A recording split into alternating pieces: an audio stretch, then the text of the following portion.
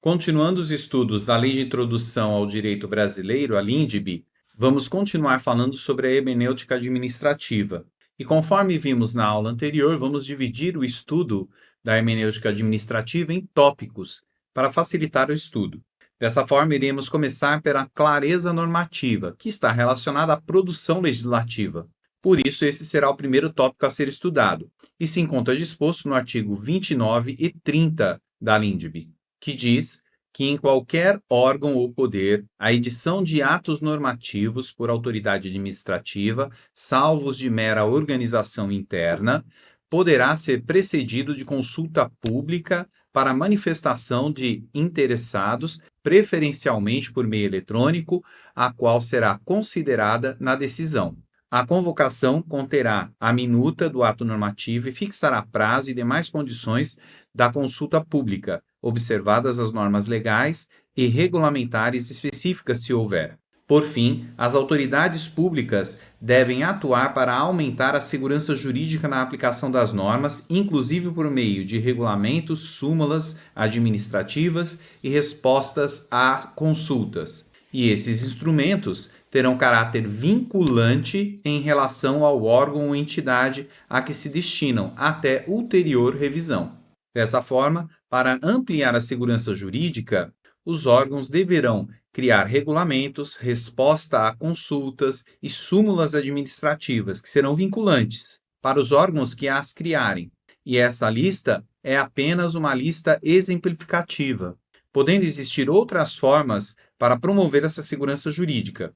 E como o artigo informa, isso poderá ser precedido de consulta pública, preferencialmente de forma eletrônica, que determinará a minuta, os prazos, as condições da consulta, promovendo assim ou tentando promover uma maior participação da sociedade e, consequentemente, uma maior segurança jurídica em relação a essas normas. Continuando a relação de tópicos em relação à hermenêutica administrativa, apontamos a responsabilidade do administrador em relação à infração hermenêutica.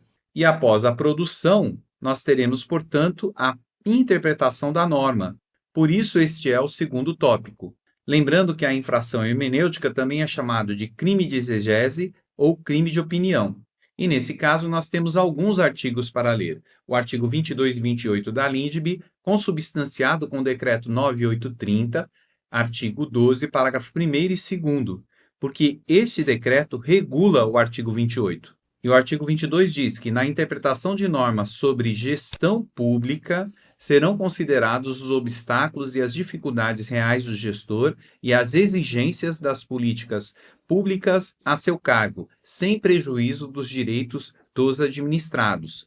Ainda que em decisão sobre regularidade de conduta ou validade de ato, contrato, ajuste, processo ou norma administrativa, serão consideradas as circunstâncias práticas que houverem imposto, limitado ou condicionado a ação do agente. E na aplicação de sanções, serão consideradas a natureza e a gravidade da infração cometida, os danos que dela provierem para a administração pública, as circunstâncias agravantes e atenuantes e os antecedentes do agente. E ainda, as sanções aplicadas ao agente serão levadas em conta na dosimetria das demais sanções de mesma natureza e relativas ao mesmo fato. O artigo 28 da LINDB informa que o agente público responderá pessoalmente por suas decisões ou opiniões técnicas em caso de dolo ou erro grosseiro.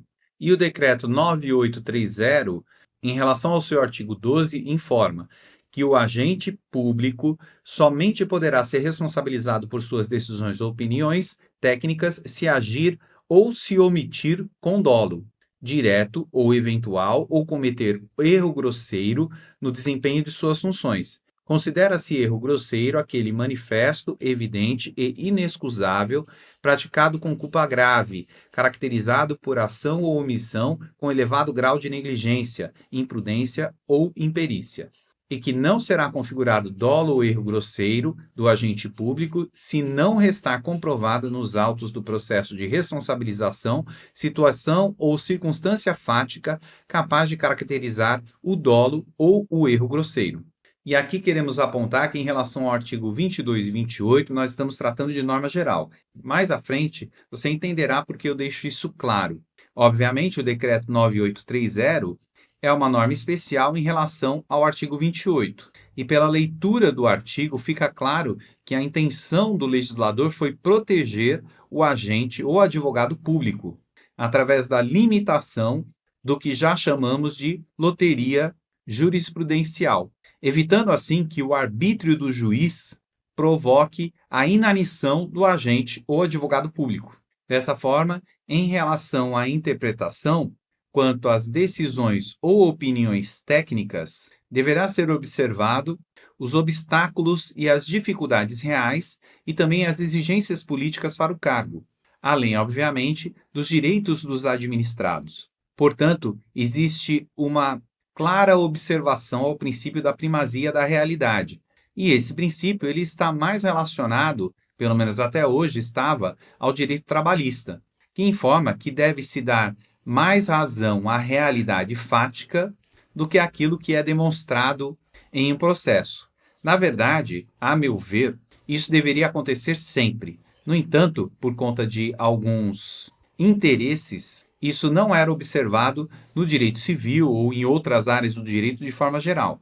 Mesmo havendo norma referida em relação a isso, ou que pudesse ser analisada em cotejo com o princípio da realidade, nos ramos já existentes, como, por exemplo, o artigo 112 do Código Civil, que fala sobre a validade dos negócios jurídicos, que diz que nas relações de vontade se atenderá mais à intenção nelas consubstanciada do que o sentido literal da linguagem. Portanto, a questão da primazia da realidade já é uma situação existente no ordenamento, e ela está intimamente relacionada à questão da boa-fé objetiva, que também já consta do ordenamento jurídico, conforme se observa no artigo 113 do Código Civil, que diz que o negócio jurídico deve ser interpretado conforme a boa-fé e os usos do lugar de sua celebração.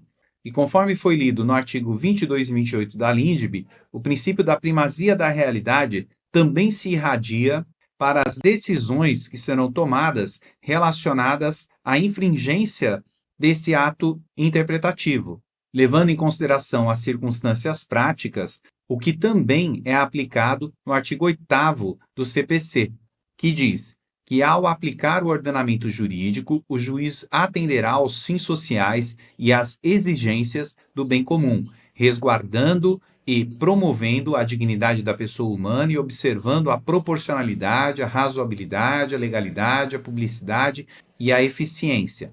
Observe que aqui nós estamos também promovendo a Constituição Federal.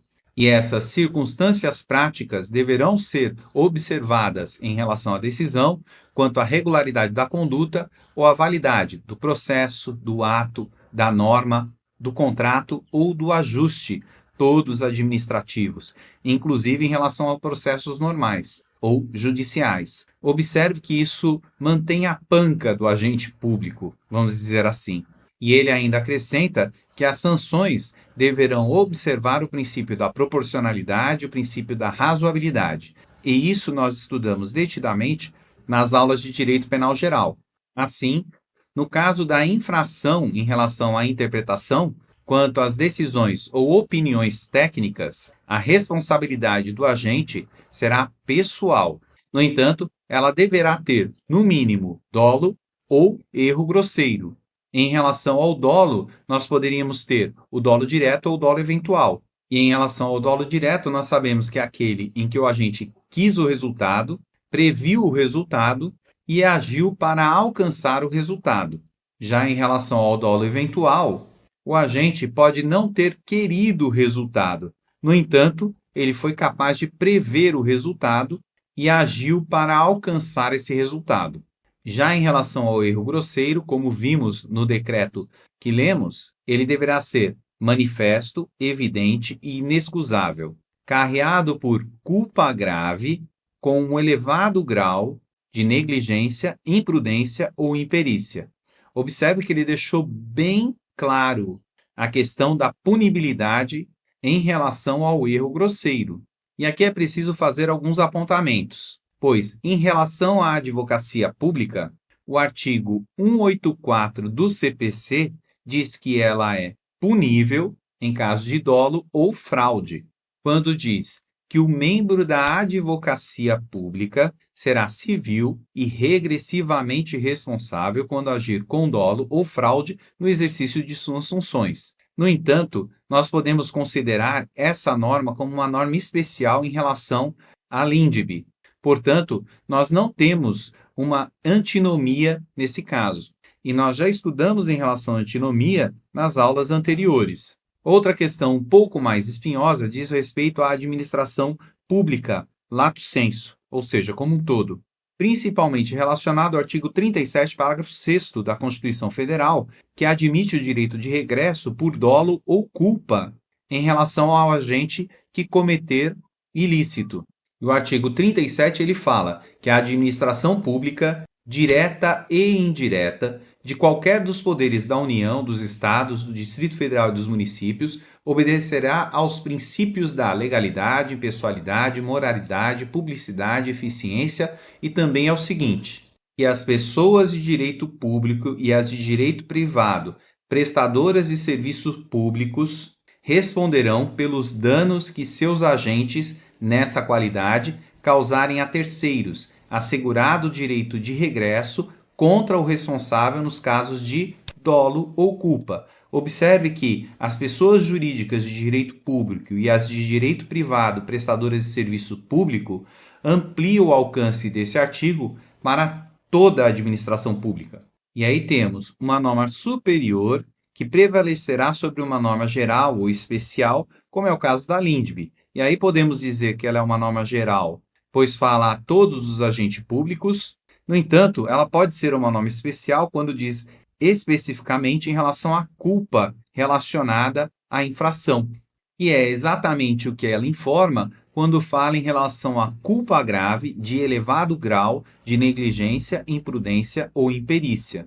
De outra sorte, a regulamentação que o decreto 9830 em seu artigo 14 e 15 impuseram, fizeram menção ao artigo 37, parágrafo 6º da CF, quando deixa claro que, no âmbito do Poder Executivo Federal, e observe que aqui é no âmbito do Poder Executivo Federal apenas, o direito de regresso previsto no parágrafo 6º do artigo 37 da Constituição somente será exercido na hipótese de o agente público ter agido com dolo ou erro grosseiro em suas decisões ou opiniões técnicas, nos termos do disposto do artigo 28, que é a LINDB, e com observância aos princípios constitucionais da proporcionalidade e razoabilidade. E ainda que o agente público federal que tiver que se defender judicial ou extrajudicialmente por ato ou conduta praticada no exercício regular de suas atribuições institucionais, poderá solicitar à Advocacia Geral da União que avalie a verossimilhança de suas alegações e a consequente possibilidade de realizar sua defesa, nos termos do disposto do artigo 22 da Lei 9.028 e nas demais normas de regência. Portanto, além de impor que o artigo 37, parágrafo 6º somente valerá para erro grosseiro ou dolo, ainda permitiu que o agente tivesse a assessoria da Advocacia Geral da União, seja para verificação ou mesmo pela possibilidade de defesa. No entanto, fica claro o objetivo do legislador em proteger os agentes públicos em relação ao crime de exegese, o crime de opinião ou à infração hermenêutica.